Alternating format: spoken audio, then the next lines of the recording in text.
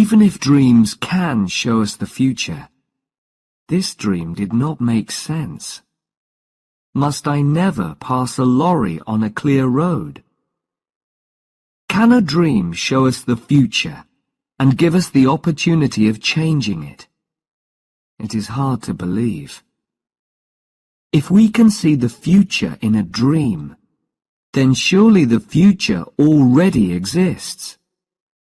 If it does, then we are not free to act in the ways we wish to. We are not responsible for our own lives. Before I tell you the dream, I must explain a little about the context. It was the summer of 4 years ago, and I was driving my family back from Italy through the south of France. My son had not yet learned to drive. My daughter was too young, and my wife doesn't drive at all.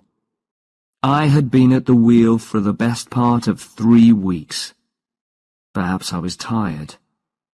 Perhaps I could think of nothing except cars. We spent the night of the dream in a town called Tain-l'Hermitage. Now I'll tell you the dream. I was sitting in a big, powerful, cream-colored car, and I was driving at high speed through the country. I was coming to a bend in the road, and in front of me, there was a very large lorry. My foot reached out towards the brake, but it could not find it.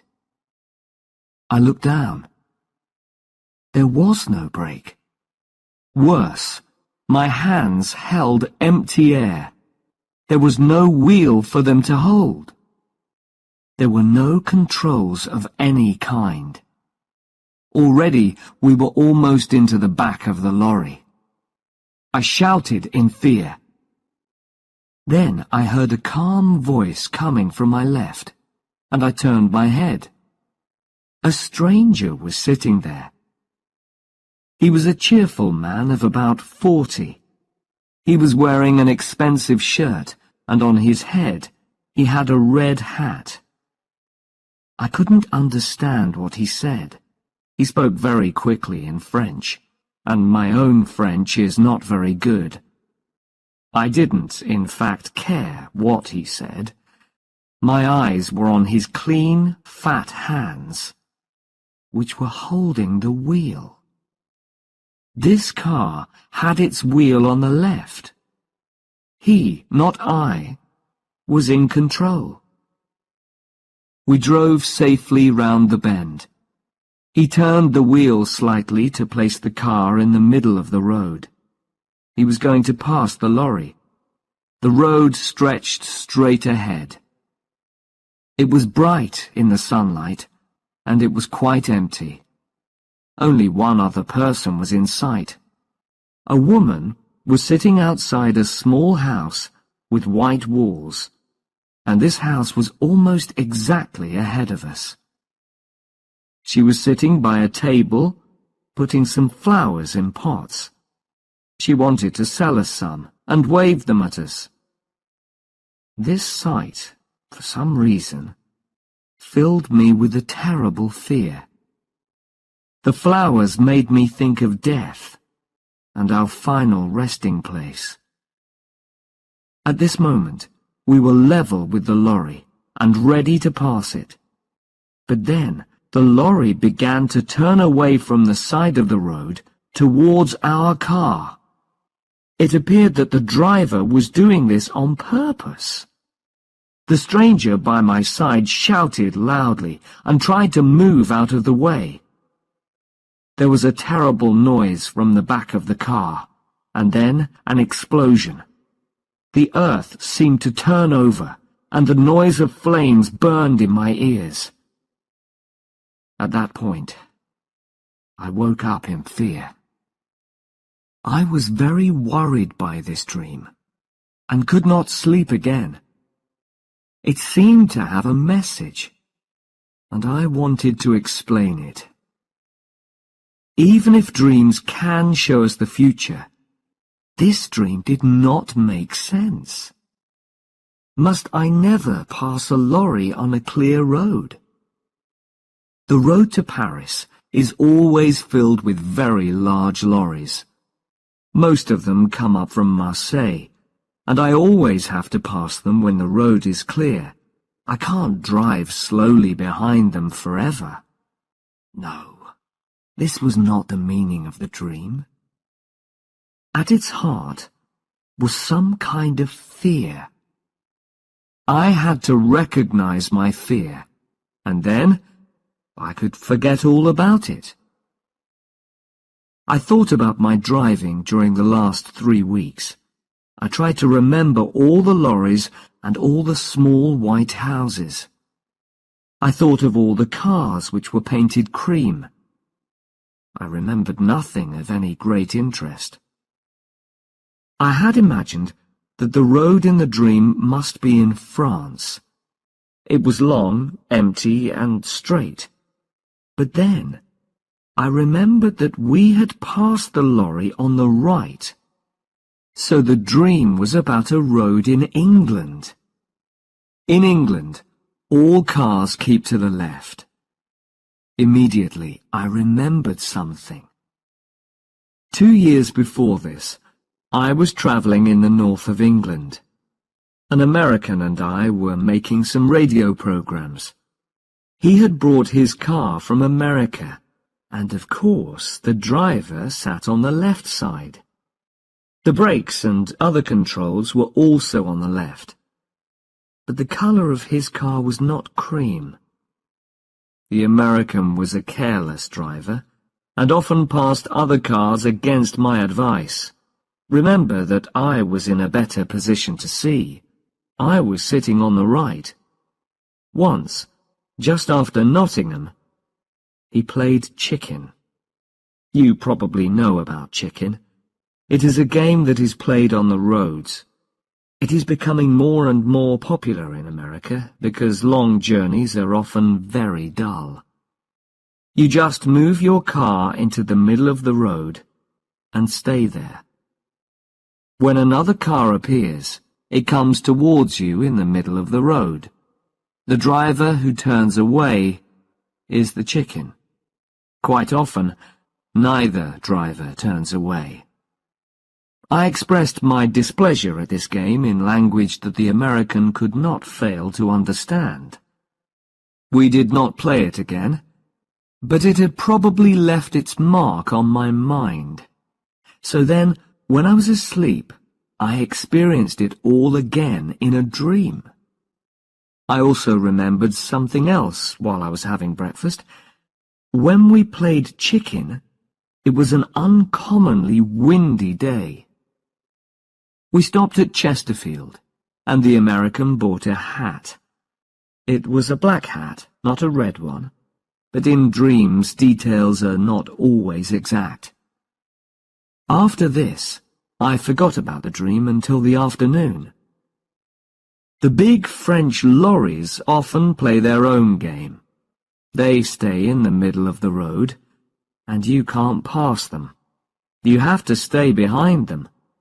Sometimes you have to follow them for endless kilometers, although the roads are almost completely empty. This afternoon, we were following a large vehicle which was making terrible noises. When I blew my horn, the driver moved to the side of the road. But it was the wrong side. He was driving along on the left instead of keeping to the right. There was enough space on the right for me to pass him, but to do that would be wrong. So I just followed him for a few kilometers, and I told myself not to pass him. I considered the situation from every point of view. I could certainly turn my car more quickly than he could turn his lorry. It was a very big, heavy lorry. Could I perhaps pass him quickly on the right before he could do anything? If he turned to the right, though, he could easily kill us all.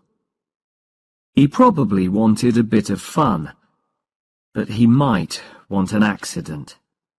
If he killed us, nobody would say it was his fault. The law would be on his side. The road ahead was quite empty, and went on for many kilometers. I drove more slowly until some distance separated us. Then I increased my speed as much as I could. I drove towards that empty space beside the lorry. My car was moving at about 110 kilometers an hour. The front of my car was almost level with the back of the lorry. Then I saw something that knocked the breath out of my body. On the grass, beside the road, a woman was sitting outside a small white house with a table of flowers. For the first time in my life, I changed my mind while I was preparing to pass another vehicle. My foot went down hard on the brake. The car rocked from side to side. From behind me, I heard the sound of a horn. Another car was following us at a high speed. I knew its color before I saw it. It was cream. I pressed hard on the brake and turned the wheel slightly. I was just able to move in behind the lorry without touching it. The other car passed us, and the driver blew his horn wildly. It reached the lorry, and then the lorry turned towards it. For a moment, I thought that the car was going to pass the lorry safely. It was moving very fast. Then the front of the lorry just touched the back of the car. It was only a light touch, but it knocked the car towards the side of the road, and the woman at the table. The driver of that car knew exactly what to do. With the greatest skill, he turned it back into the middle of the road. His control was wonderful, much better than mine. He waved angrily at the lorry driver and drove quickly away in a cloud of dust. He was soon out of sight. We stayed that night in Fontainebleau. A big car was standing outside the hotel, and the back showed signs of damage to the paintwork. It was a cream car, and so I looked for the driver. He was not wearing a red hat or an expensive shirt. He was a young man from Paris, not like the driver in my dream. He spoke good English, so I asked him if he would like the number of that lorry. I had noticed it, and I was happy to give it to him. But he only laughed. The law won't help you if you pass on the wrong side of the road. To him, the whole thing had been a game. It tests your skill, he said. If the car is powerful enough, you can do it. But you couldn't do it. Not in your car. I didn't tell him about my dream, my reason for not passing the lorry. There was no time. He was in a hurry and wanted to reach Paris quickly. It made me think, though. I don't really believe in dreams, of course, but some things saved us all from a terrible death. Here is to English, just subscribe to